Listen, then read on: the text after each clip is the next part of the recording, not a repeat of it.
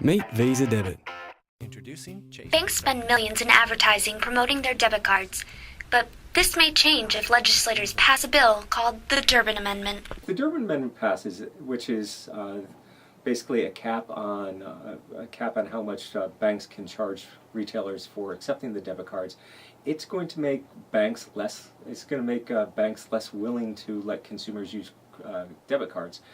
And so right now, banks have essentially been paying for the costs associated with debit cards by having the retailers pay the fees.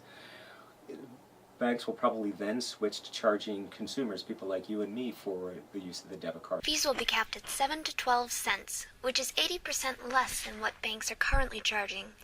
These fees cover the cost of the transaction. Transaction fees cover any risk of fraud, the cost of the transaction, any overhead at the bank, the consumer incentives that we all enjoy, and anything else is profit. But to give you an idea of how much profit, Bank of America made nearly $3 billion last year. Some consumers are not willing to pay the additional fees that are expected to appear if the amendment passes. I would not use my debit card if there were fees because I don't want to pay a fee to withdraw my own money.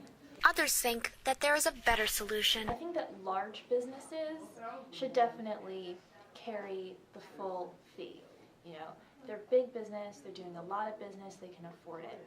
I think that small businesses should be cut some slack.